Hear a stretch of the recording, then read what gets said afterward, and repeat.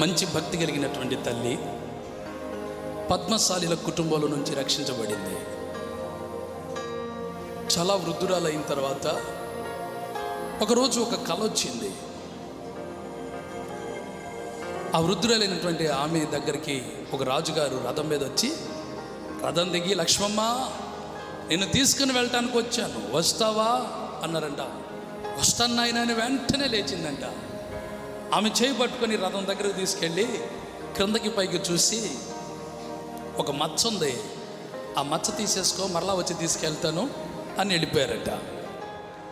ఉదయాన్నే దైవజుడి దగ్గరికి వెళ్ళి, అయ్యా అయ్యా, పాస్టర్ గారి పేరు తిమోతి, ఆయన దగ్గరికి వెళ్ళి, అయ్యా అయ్యా నాకు కల వచ్చింది, రాజుగారు వచ్చారు నా దగ్గరికి, వస్తావా, లక్ష్మమ్మ గారు తీసుకెళ్తా అన్నాడు, వస్తాను నాయనా అని ఆయనతో రథం దాకా వెళ్ళానయ్యా. రథం ఎక్కబోతూ నన్ను కిందకి పైకి చూసి, ఒక మచ్చ ఉంది తీసేసుకో అన్నాడు. అదేంటయ్యా నాకు అర్థం కాలేదు. ఏదో లోపం ఉందమ్మా, ఏ లోపం ఉందో సరి చేసుకో అని దైవజనుడు చెప్పాడు. ఆ తర్వాత ఆమె ఏ లోపం ఉంది వారమంతా ఆలోచించింది, ఏం గుర్తుకు రాలా. మరలా నాకేం గుర్తుకు రావట్లేదు నాయన అంటే, అమ్మా ఒక 3 పూట్ల ఉపవాసం ఉండి ప్రార్థన చేసుకున్నారంట పాస్టర్ గారు. మరలా ఒక 3 పూట్ల ఉపవాసం ఉండి ప్రార్థన చేసుకుంటే 3వ రోజు ప్రార్థన చేసుకుంటున్నప్పుడు వాళ్ళకు పెళ్ళైనటువంటి తొలి దినాల్లో భర్త జేబులో నుంచి ₹1 దొంగతనం చేసిందంట. ఎంత?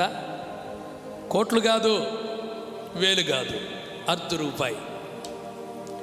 ఈమె పూలు పిచ్చిది. రోజు ఆ మల్లెపూలు అమ్మే వ్యక్తి వస్తే రోజుకు 5 పైసలకి 10 పైసలకి పూలు వేయించుకుని ₹1 అప్పు చేసింది.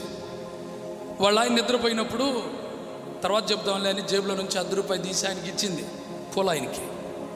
వాళ్ళ ఆయన లేచి జేబులో చూసుకొని చాలా కోపంతో, మా నా జేబులో ₹2 ఉండాలి, ₹1.5 ఉంది, ₹1 ఎవరు తీశారని అమ్మని అడిగాడు.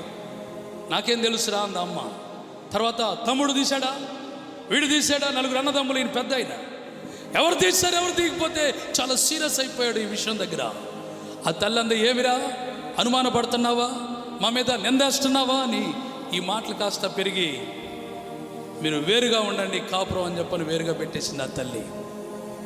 ₹1 దగ్గర ఇప్పుడు జరిగిన సంగతి చెప్తే మా ఆయన నన్ను చంపేస్తాడు ఈ కోపంలో అని చెప్పలేదు. అది ఎవరి దగ్గర ఒప్పుకోలేదు. అప్పుడు అర్థమైంది, ఓహో ఆ రోజు నేను చేసిన దొంగతనం ఇంకా నన్ను వెంటాడుతుంది. దేవుని పాదాల దగ్గర ఒప్పుకొని పశ్చాత్తాపపడింది. తర్వాత ఒప్పుకోవడానికి ఎవరున్నారు? వాళ్ళ ఆయన చనిపోయాడు, వాళ్ళ 2వ మరిది చనిపోయాడు.